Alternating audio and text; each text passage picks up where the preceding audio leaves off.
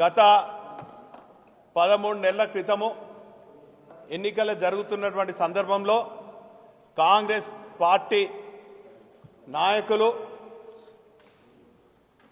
తెలంగాణ ప్రజలను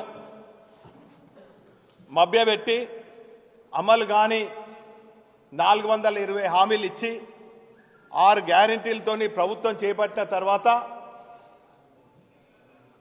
13 నెలల నుంచి కాలయాపన చేస్తున్నారు. వాళ్ళు ఇచ్చినటువంటి సంక్షేమ పథకాలు కొరకు దరఖాస్తు చేసుకోవాలని చెప్పి సర్వేల పేరిట, దరఖాస్తుల పేరిట, గ్రామ సభల పేరిట, వార్డ్ సభల పేరిట కాలయాపన చేస్తూ లబ్ధిదారులందరూ కూడా ఎంతో నమ్మకంతోని, ఆశతోని వాళ్ళు చెప్పినప్పుడల్లా కూలీనాలు చేసుకుంటే వాళ్ళందరూ కూడా కూలీలకు పోకుండా సర్వేలకు హాజరై, సభలకు హాజరై నిరాశ నిస్పృహతోని కాంగ్రెస్ నాయకులను ప్రశ్నిస్తుంటే వారికి జవాబు చెప్పలేని నిస్సహాయ స్థితిలో మంత్రులు, శాసనసభ్యులందరూ కూడా అధికారుల పైన నిన్న మొన్న చూసినాం. 4 రోజుల నుంచి గ్రామ సభలు జరుగుతుంటే కలెక్టర్లను దూషించడం. పాపం ఇక్కడ చేసిపోయినటువంటి పమేలా సత్పతి గారు ఒక బ్రహ్మాండమైనటువంటి ఆఫీసర్, చాలా మంచి పేరు గడించింది. ఇటు ప్రజలకు, ప్రజాప్రతినిధులకు సమన్వయం చేస్తూ అనేక అభివృద్ధి కార్యక్రమాలు చేసింది. ఆమెను పట్టుకొని అహంకారంతో మంత్రులు ఇష్టం వచ్చిన ఒక సాటి కలెక్టర్ మహిళను చూడకుండా కూడా ఇష్టం వచ్చినట్టు మాట్లాడడం మేము తీవ్రంగా ఖండిస్తున్నాం. మరోపక్క మేమేం తక్కువ కాదని చెప్పి ఎమ్మెల్యేలు ప్రజలకు సమాధానం చెప్పకుంటే వాళ్ళను అధికారులను బాధ్యత చేసి ఎవరు ప్రశ్నించినా కూడా అధికారులే బాధ్యత అవుతుంది, మేము టర్మినేట్ చేస్తాము, మేము మీ ఉద్యోగాలు ఊడగొడతామని హెచ్చరించడు.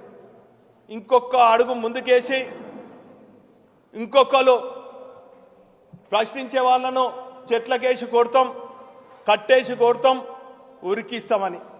ఇది ప్రజాస్వామ్యంలో ఇది ప్రజాపాలన అని చెప్పి ప్రజలు ప్రశ్నిస్తున్నారు. నాయన ఈ కట్టేసి కొట్టుడు, ఉరికేసి కొట్టుడు 4 నెలలు అయితే ప్రజాక్షేత్రంలో స్థానిక ఎన్నికల్లో ప్రజలు ఏ తీర్పిస్తారో కాచుకొని ఉండనని చెప్పి ఇటువంటి చిల్లర మాట్లాడే శాసనసభ్యులను, కాంగ్రెస్ నాయకులను హెచ్చరిస్తున్నాం. ఇప్పటికైనా ప్రజాప్రతినిధులుగా ఎన్ని గాలిలో గెలిచినటువంటి మీరు ప్రజలకు ఇచ్చినటువంటి హామీలు మీరు నెరవేర్చాలి. నిధులు ఎక్కడి నుంచి తీసుకొస్తారో ఇచ్చినటువంటి 420 హామీలు మీరు నెరవేర్చాలి. ఈరోజు కట్టేసి కొడతామంటే ఎవరిని కొడతారు? మీరు తులం బంగారం ఇస్తాన్ని మీకు ఓట్లు వేసినటువంటి మొన్న పెళ్లిళ్ళు చేసుకున్నటువంటి మహిళలను కొడతారా? రైతు బంధు అమలైతలేదని చెప్పి రైతులను కొడతారా? కూలీనాలు చేసుకున్న రైతు కూలీలను మీరు ఇచ్చినటువంటి 12,000 హామీ ఇచ్చినటువంటి 12,000 అమలైతలేదన్నందుకు కొడతారా? మా ఆటో కార్మికులు గిరాకీలు లేక ఆత్మహత్యలు చేసుకుంటుంటే మా కుటుంబాలు రోడ్ల పడ్డాయని చెప్పి అడుగుతున్నటువంటి ఆ కుటుంబ సభ్యులను కొడతారా? చివరికి కవులకు, కళాకారుల క్షేత్రమైనటువంటి వరంగల్ జిల్లాలో గొప్పగా నిర్మాణం చేసినటువంటి కాళోజీ కళాక్షేత్రం మేము పూర్తి చేస్తే దానికి కళ్ళలు లేచి మేము ప్రారంభించకుండా ఉంటే అక్కడ కవులు, కళాకారులు ప్రదర్శన చేస్తున్నాం.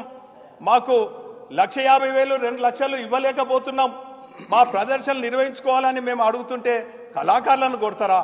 ఈరోజు ఎవరిని కొడతారు నాయన? ఎవరిని కొడతారు, ఎవరు కొడతారు, ఎవరు కొడతారు, ఎవరిని తిడతారు అనేది అతి త్వరలో స్థానిక ఓపికతో ఉండండి. 4-5 నెలల్లో లేక మీరు బీసీలకు 42% స్థానిక ఎన్నికల్లో రిజర్వేషన్లు ఇస్తా ఎందుకు అమలు చేస్తలేరు, ఎందుకు ఇది చేస్తలేరు అన్నందుకు బీసీలను కొడతారా నాయన? ఎవరిని కొడతారో త్వరలో తెలుసుకుందామని కూడా ఈ సందర్భంగా తెలియజేసుకుంటూ ఇప్పటికైనా జాగ్రత్తగా ఉండి బల్పు మాటలకు స్వస్తి పలికి జాగ్రత్తగా ప్రజల మధ్యలో ఉండి ప్రజలు మెప్పు పొందే విధంగా మీ కార్యక్రమాలు ఉండాలి తప్ప ఇటువంటి దగుల్బాజీ మాటలు, దౌర్భాగ్య మాటలు, ప్రజలు మోసగించే మాటలు చెప్తే మాత్రము ప్రజలు ఊరుకోరుగాక ఊరుకోరని సందర్భంగా తెలియజేసుకుంటూ